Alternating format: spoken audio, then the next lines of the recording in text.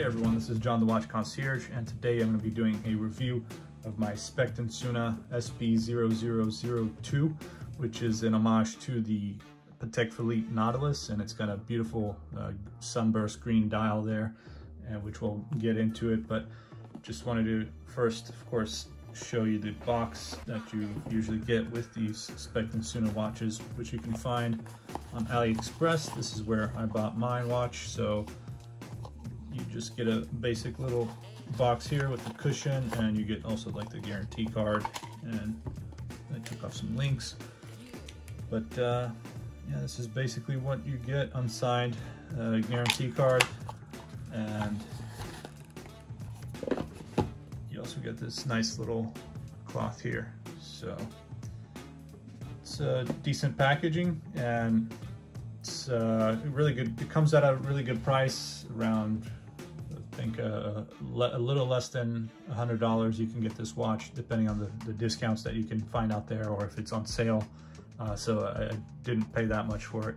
I believe after discounts I paid around, because I bought it with other watches as well. So the more you buy, usually from one store, they'll give you more discounts. If you buy like 3 watches or 4 watches or 5, then you get more discounts. I forgot exactly how much I got this particular watch for, but if you look at their website or at their official store, you can see that it goes for around $100 or maybe less.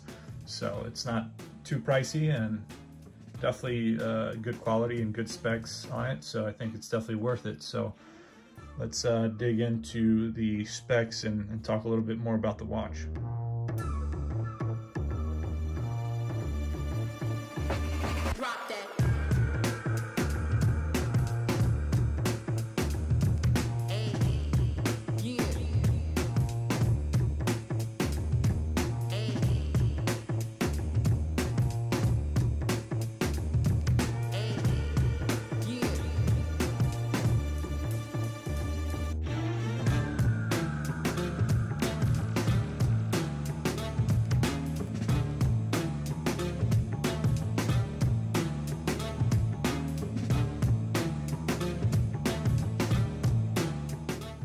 So as you can see, this watch has a fantastic sunburst green dial with a interesting kind of effect there that you can see depending on the angle that you kind of put it towards the light.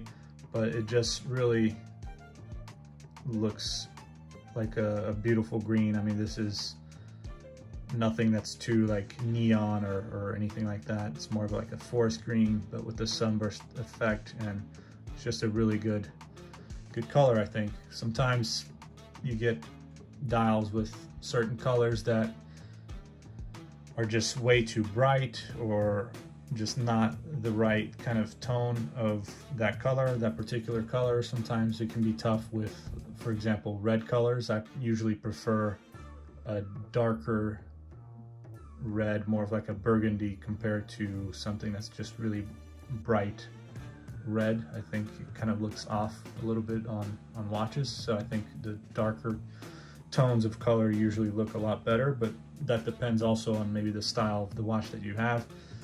But anyways, you get here a very beautiful bracelet, everything Nautilus style, as you can see, and very well finished.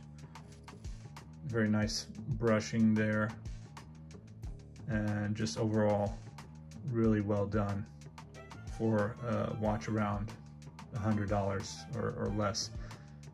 And the bezel, of course, is also really well done compared to maybe some other homages out there that kind of look a little bit different, or they come off maybe a little bit rounder than what you would hope for, because the Nautilus is a special watch, and the design, you know, that Gerald Genta design really stands out, and you can kind of point it out right from the start when you see a watch that has a Gerald Genta design, whether it's a Nautilus or Audemars Piguet or other styles similar to similar to this kind of design with the different angles, this kind of square and edges and everything like that. So don't know how to explain it exactly, but I think if you know Gero Genta and his designs, then you definitely catch my drift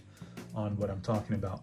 It's easy to just spot out one of those styles and one of those designs on a watch, and some of these homages sometimes can get it kind of wrong, or they'll look more like a, you know, like the Pagani design homage to the Nautilus, for example, looks actually more like a Piaget Polo in terms of the bezel and how it looks. This is a really good size, comes at 42 millimeters, and that's just kind of when you're considering just the bezel.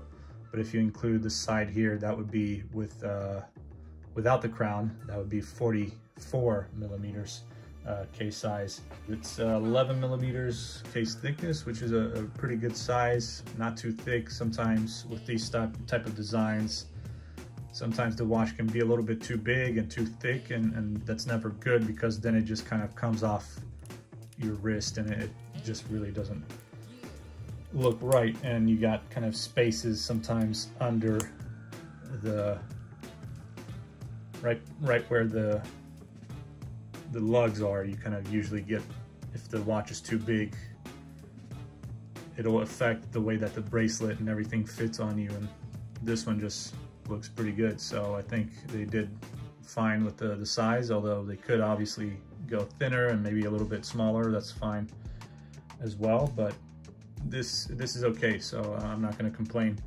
But yeah, usually with bigger, for this style of design, as well as for like the Audemars Piguet Royal Oak, the design that you would get with that watch, if it's not something that's thin and a smaller case size, if you get anything that's like 42 or 44, it's just way too big. And anything like 12 or 13 millimeters thickness is just what would happen is that, which I've shown before with my other homages of the Royal Oak, is that sometimes the bracelet here and the lugs just have way too much space in between.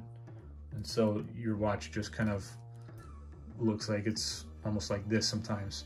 Sometimes it's also due to the bracelet, because of this kind of unique integrated design. This part of the bracelet here with these links, top links, usually they're less flexible compared to the rest of the bracelet, and so these tend to be stuck, and sometimes they can, you can't move them more, or else you'll break it. But with some of those designs, for example, like the Royal Oak bracelet, some of those can be just kind of stuck here, and then you get all this space in between the lugs and the bracelet here, right under the lugs and the bracelet. So that's one of the things I kind of just want to explain. I don't know if I'm just rambling too much here, but whatever. If you don't like it, you can fast forward. But yeah, again, 42 millimeters case size, but that's just the bezel. If you're talking about the bezel size here, whereas if you include this part of the case, then you have 44 millimeters without the crown, and 45 with the crown if you include the whole diameter here. And really good finishing around the case as well, and on the bezel. Got a mix of polishing and brushed finishes, and it's just a really nice looking piece. I'm really glad that this is 11 millimeters case thickness rather than 12 or more, because it really does make a difference when you have designs like this. And I love how the indices, the hands, kind of stand out and really pop out when you have the light shining on the dial there. So as you can see, it's just a really beautiful dial with lume both on the hands as well as the indices. You got a date window right there on the 3 o'clock, and it's pretty legible. You got a unsigned crown, decent size. It is screw in, although the watch is actually just 50 meters water resistant. So, but it is, all screwed in the back here as well. In the case back, you got the exhibition display case back, but it is screwed in, so, as well as the crown, which guarantees a little extra safety in terms of not letting any water get in. So if you want, you can definitely test this out and take it out to the pool. But usually I don't like to do that with any watches that are typically 50 meters water resistant. Usually I do that with 100 meters water resistant watch, but I think with this one, considering that it is all screwed in, it should be okay. And typically 50 meters is okay to go inside the pool, really, for a lot of watches. So unless you're going with a dress watch that's doesn't have a screw-in crown and stuff like that, it can work, but it can also be quite a big risk. So I usually tend not to try anything like that out. But just this whole watch is beautiful. The bracelet, I'm really impressed with the bracelet as well. I think for the price, the finishing is really well done on this bracelet. I think I would say even better than the bezel itself. Sometimes that's one thing that these brands sometimes have trouble with, is this style of bezel, and having this brushing on the bezel. It can be hard to have a good quality finishing on it. Sometimes you can see the scratches and just really bad job on some of the cheaper versions, typically of the Nautilus Homage or the Royal Oak Homage, for example. So I would say, stick to these price ranges around like $100, because usually you'll get a better quality than the Nautilus Homage that's like $50 or $30.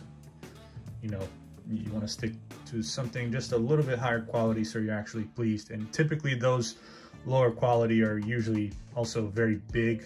Like I was saying, they're usually very thick, very big case size, and just they look way too big, especially for this style of design, with the type of integrated bracelet that you get and everything. And it's just not something I would want for my own kind of preferences. It's just not for me.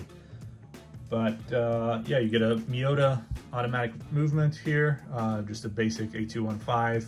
Would prefer Seiko NH35 or something even better. If they had any Swiss options, automatic options, that would be great. And I think it would be great if more of those brands on Aliexpress would start doing, providing that kind of option of having better quality movements rather than just the basic Miyota A215 or the Seiko NH35. They could just start upgrading and provide options. That would be awesome, I think.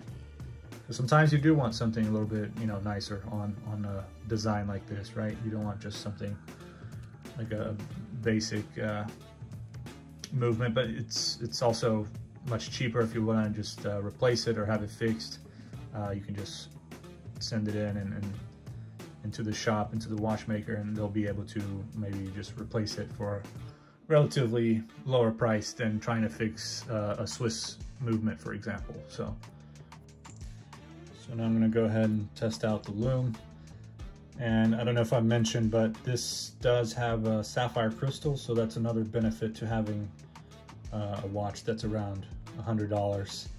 Less than $150 with sapphire crystal, because typically with the Pagani design watches and homages, usually they tend to be a little bit pricier, especially considering they are the kind of more popular brand off of Aliexpress. So they've have increased prices on a lot of their models and over the years, and most of their releases, unless you maybe have a special sale going on, or if you find a particular link to another store that's not the Pagani Design official store, sometimes you'll see the pricing at around $130, $140. Sometimes you can get for sure $100 or even less than that, but depending on the model and I guess how popular that model is, some of them are a lot more expensive, and so people sometimes would prefer maybe getting something like this from Specht Sohne, or like a Cadison or some other brand that's slightly cheaper than Pagani Design, but you know, the quality is kind of about the same. Although I'd say for Pagani Design, I would put them a little bit higher quality than this, as well as over Cadison. I would say maybe this brand here is about the same as Cadison, or even better. So there you get the lume. Like I said, it's like a C3 green lume, but you don't get anything that really lasts that long. And it looks like it's evenly applied. Everything is strong both on the hands as well as on the indices there. But that's really all I have for you, and thank you very much for watching. Make sure to subscribe, like, share the video, check out all the other videos I have on my channel, and follow me on Instagram as well. Send me any feedback or messages if you'd like, comment, and I'll see you guys next time. Take care.